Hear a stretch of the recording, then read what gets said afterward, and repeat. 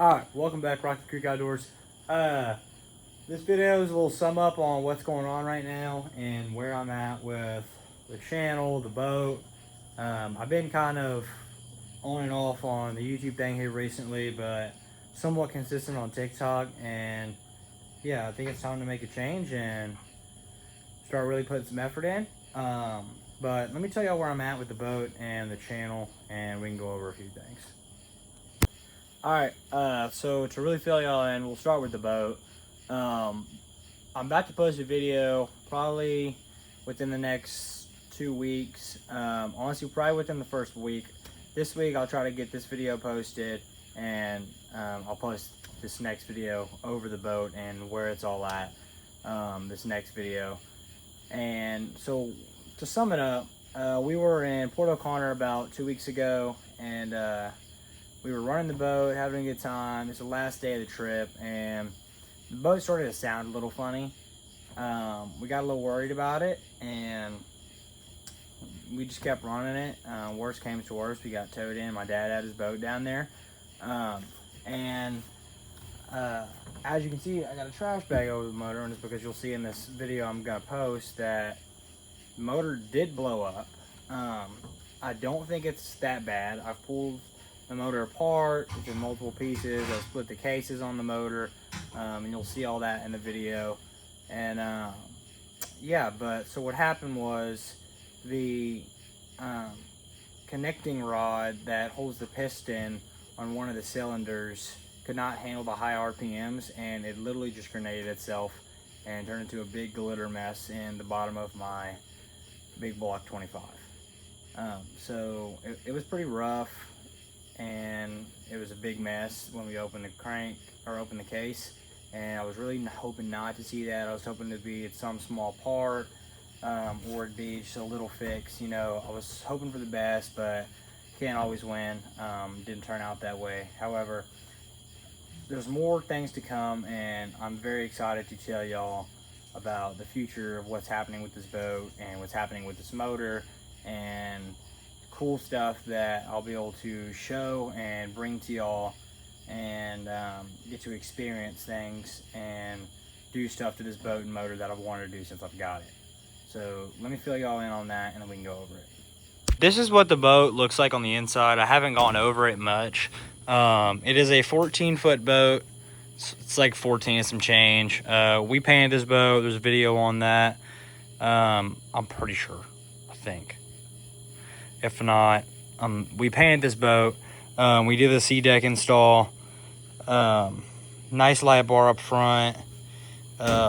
Switch panel with all the rocker switches on it. 7-inch Garmin screen. 25 big block gator tail. Yeah, it's got a few goodies done to it, or at least had. This boat has everything done somewhat well, but it does need work. As you can see, there's some wires in here. These wires are not the problem. The problem is wires that connect to the battery, wires that connect to the gator tail.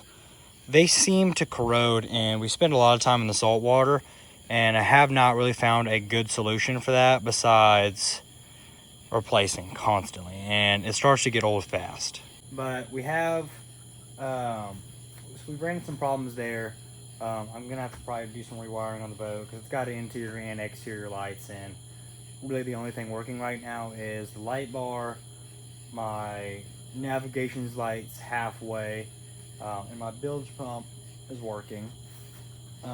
So that's a plus. But this boat also has these float pods. I forgot to mention it. It's got, I think they're a foot, maybe 2 foot float pods. They help the boat out a ton, and luckily they're angled. I'll show you how they're angled so it doesn't hit the gator tail. I can turn the gator tail all the way up and down. It doesn't hit the float pods, which a lot of people told me I wouldn't be able to do, but you don't know it until you try it. But yeah, let's dig into this motor, and I'll kind of show y'all what the problem is and where we're at.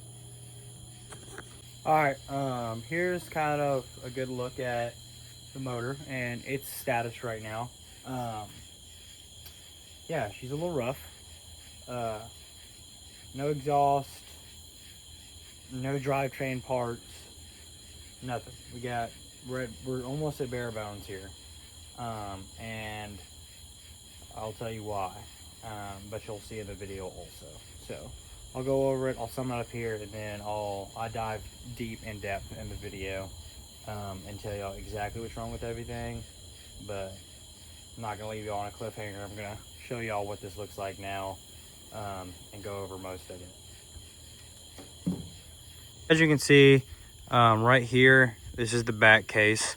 This is the one I pulled off. It's like 11 bolts pulled off, and when I pulled that off, it revealed the piston and cam from this cylinder here that literally just grenaded itself. So I mean, it's when I say it's bare bones, it's literally, we got a handle, we got a motor. That's about all we got.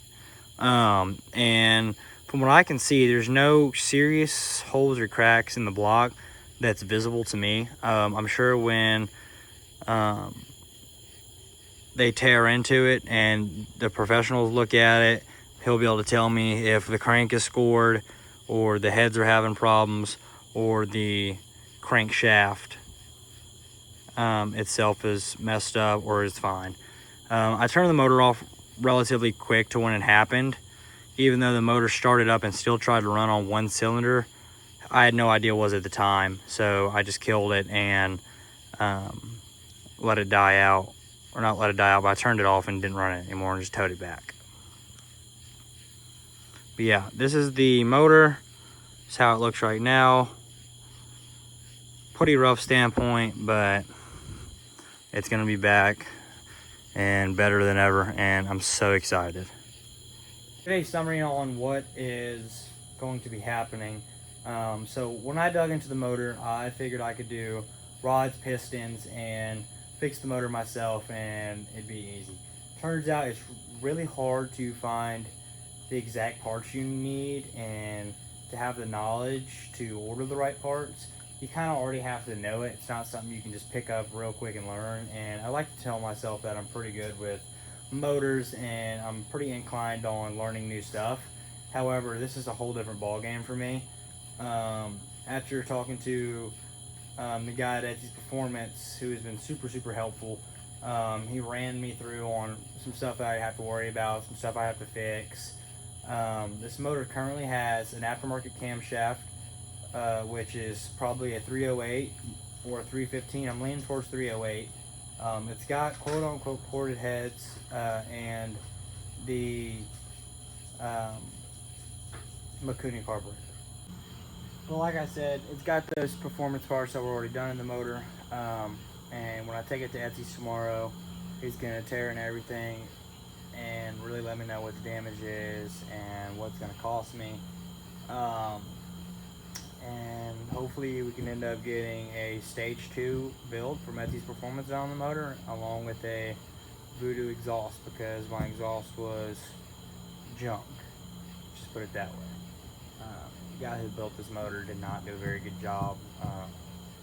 It lasted surprisingly longer than I thought it would. I figured it would blow up eventually, and I'm grateful that there's no visible holes or cracks in the block, and I hope it stays that way after he looks at it. But yeah, I'm dropping the boat off tomorrow, and I will fill y'all in on how it's going, the news I get, and after that we'll definitely have to make a video on getting the boat back and picking it up and running it for the first time after the build. And you know, I'm super excited to have this build done by Etsy's Performance, and let's just say I'm stoked to have this boat back on the water after feels like a month, and it's probably been a little longer than that, just because I've been filming different videos. I took some vacations, and I got plenty of videos lined up to post, and I just really haven't been motivated to post them. But I think I'm gonna hop back on the grind, really start posting these videos again. My goal is 1 video a week, and you know, I'm excited to do that. So let's get after it, and I will see y'all on the next video. Hopefully it's us picking up the boat. See ya.